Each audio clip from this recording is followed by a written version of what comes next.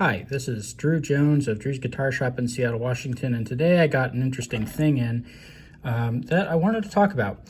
Sorry for the shaky cam. This is one of those videos where I got to bring you in close and show you a thing that I can't really access with the tripod very easily. So I'm going to take you on a journey into this switch here. So this bass was brought in because it needs a setup. This switch was also kind of cutting in and out for the player. Now these Gibson three-way switches, these kind of just have a habit of going bad after a number of years. And, you know, if you can't tell from the finish, this bass it's getting a little up there. So this switch probably does need to be replaced. But I found something that makes me kind of doubt that the switch cutting in and out was entirely due to this switch wearing out, which was some pretty sloppy wire work.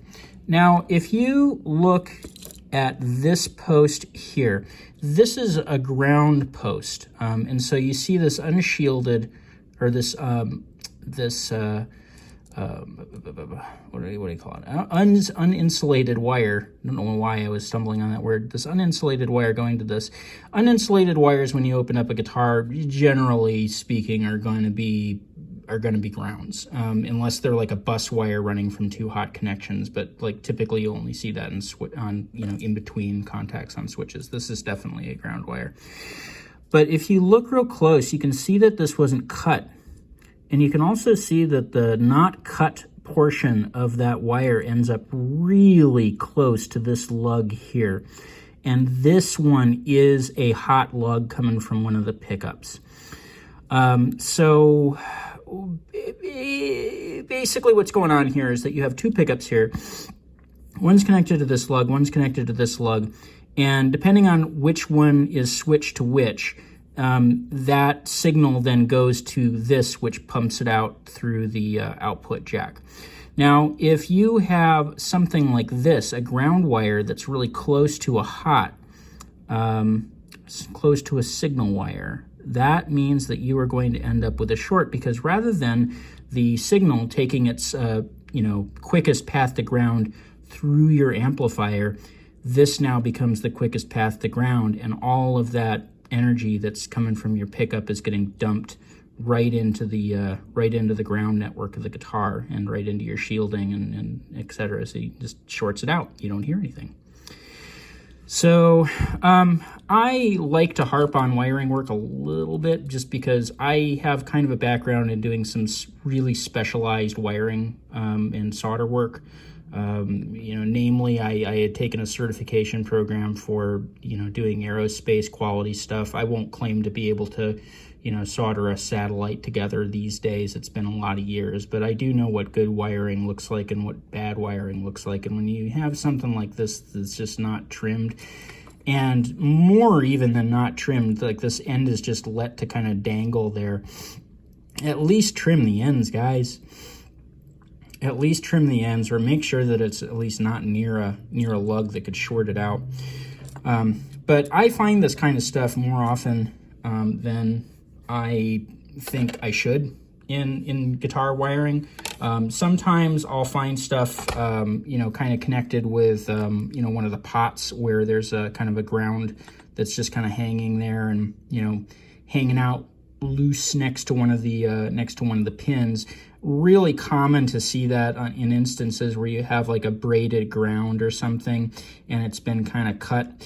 It's like something that you see a lot in Les Pauls, just because like Les Pauls have those pickups that have that braided shielding that just kind of gets soldered to the back of the pot. If that's kind of left a little ragged, it can cause this kind of thing, but I do see it in other instances too.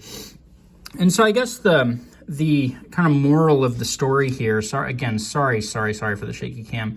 The moral of the story is that if you find your guitar bass or whatever kind of shorting out, and it's doing so, usually in these instances under certain movements or, applying pressure to a certain spot, chances are that what you're dealing with is a short, something along the lines of this. Some piece of shielding or grounding or whatever is close to something hot and that shouldn't be close to something hot. And so, moving something a little bit to a different position can oftentimes, cause things to sort of fall in a way that would cause the signal to get cut.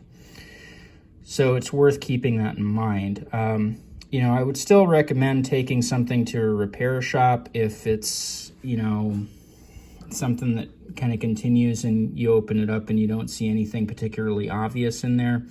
And it's also worth noting again that these switches do go bad. And so if you're dealing with a Gibson style three-way like this, particularly if you're dealing with one of these L style switches that you see in like SGs and thinner body stuff, these do go bad. One of the things that I was looking at is, you can kind of tell how worn out one of these is just by how much energy it takes to kind of move the contacts away. And what I'm seeing is that on this side here in particular, it's probably not the best connection. These should be springs and they should be kind of pushing together. And if they're not pushing together, it means that you're not getting an ideal connection. You can kind of see what I'm talking about there with that gap. That's not taking much energy for me to move. So, if you do have one of these and it's causing you problems, it probably needs to be replaced. One way that you can tell is by, taking it out and kind of, moving these around. So like if it doesn't take much energy to kind of pull those two little square contacts in there apart, that's probably a switch that's a little worn out because that contact needs to be really tight and nice. And the other thing that you can sometimes do without even opening up the instrument is you can just kind of feel up here and feeling this thing. It's a little hard for me to show you with one hand and this thing being in there, but if you jiggle it, you can feel that it's kind of loose, and those switches should feel, they're always going to have a little bit of wiggle in them, but they should feel pretty tight.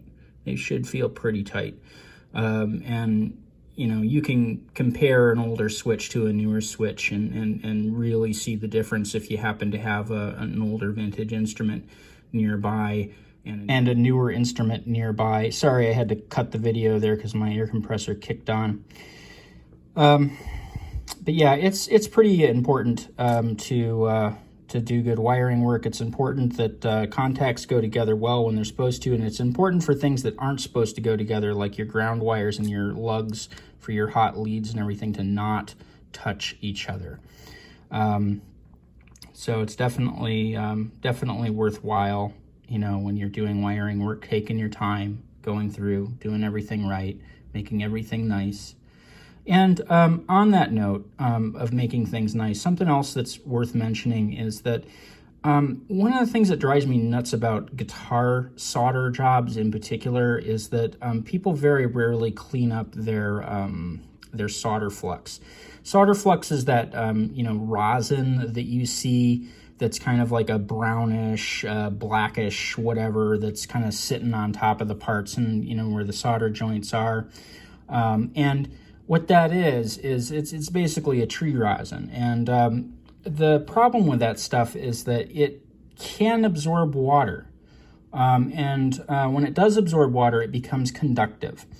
And so, getting back to the aerospace stuff that I used to do, that was one of the things that they really drilled into us there, was that, like, you can't have any rosin left on any of the pieces at all, because, like, with something like this, it's probably not as important, but when you're dealing with something like an IC chip or something where, like, some stuff going where it shouldn't go could, like, burn out a part, like something really expensive, or, like, knock out a lot of stuff, you can't take that risk of that stuff becoming conductive between two parts.